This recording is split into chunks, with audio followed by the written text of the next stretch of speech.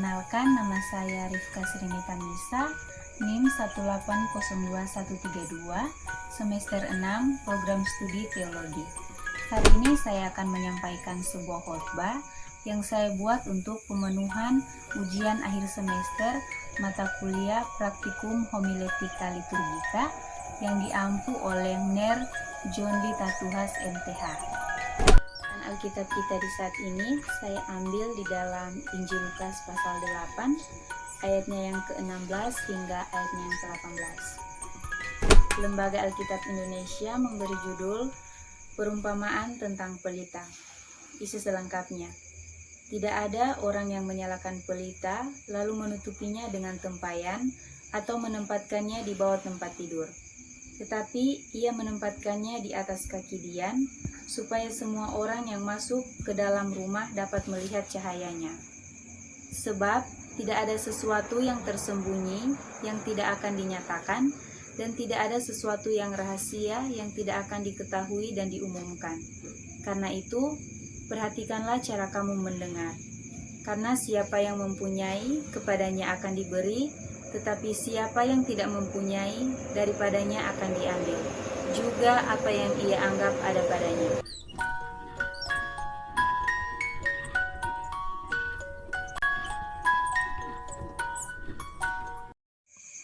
Shalom, saudara-saudara yang saya kasihi.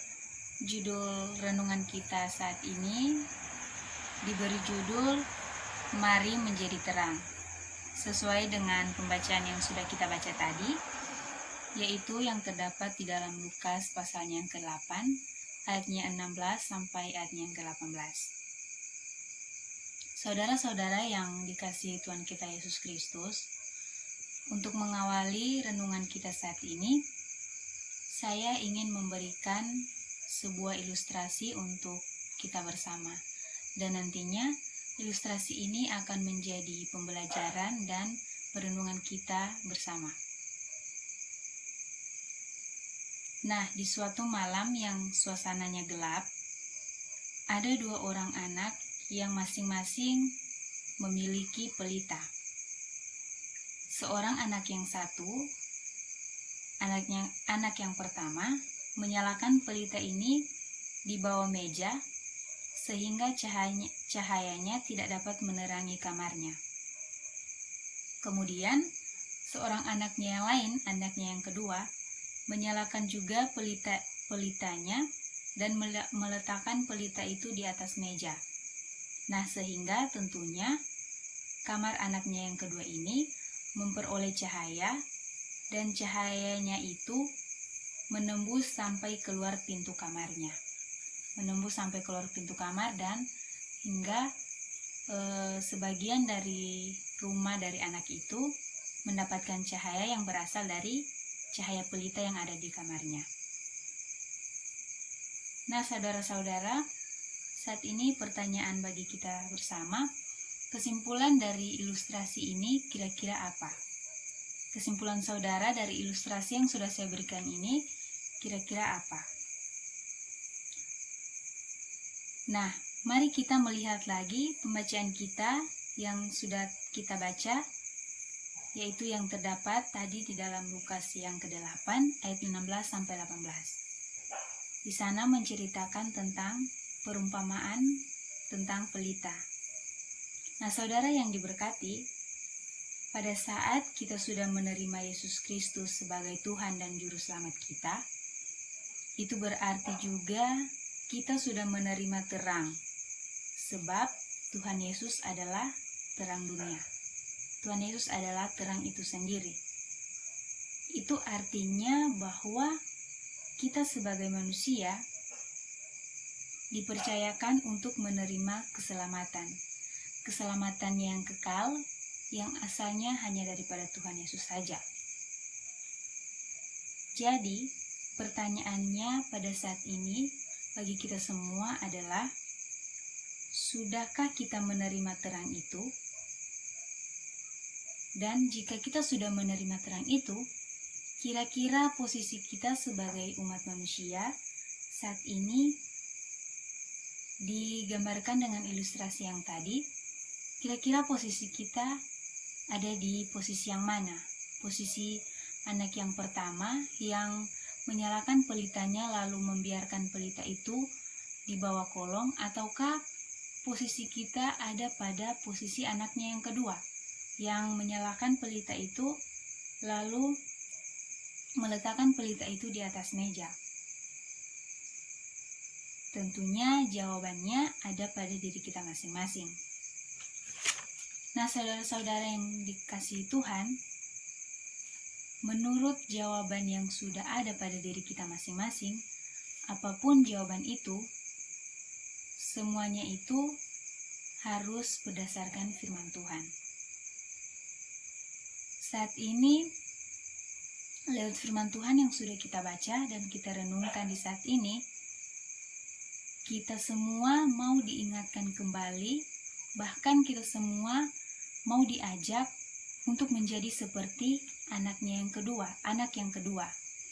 Jadi Tuhan Yesus mau kita itu di dalam perumpamaan tadi, kita harus menjadi anak yang kedua tadi, yaitu anak yang menyalakan pelita, lalu meletakkan pelita itu di atas meja, sehingga cahaya dari pelita itu bisa terpancar sampai ke luar kamar, sampai ke ruangan yang ada di luar kamar.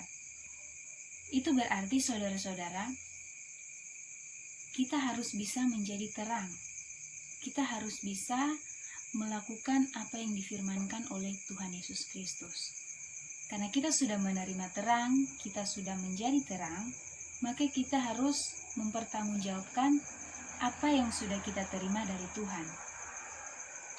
Hidup kita harus berlandaskan apa yang diperkenankan Tuhan. Kita harus melakukan apa yang diperintahkan oleh Tuhan. Sebagai contoh kecil, kita harus saling mengasihi, kita harus saling memaafkan, mengasihi satu sama lain, saling mengingatkan, saling menegur,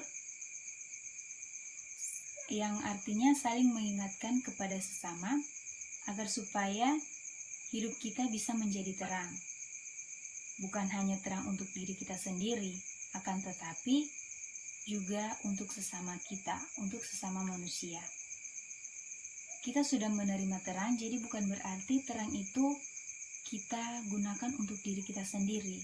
Sebagai contoh, dalam perumpamaan tadi, jangan kita menjadi seperti anak yang pertama, yang memiliki pelita, kemudian pelita itu ia nyalakan, lalu hanya ia letakkan di bawah kolong.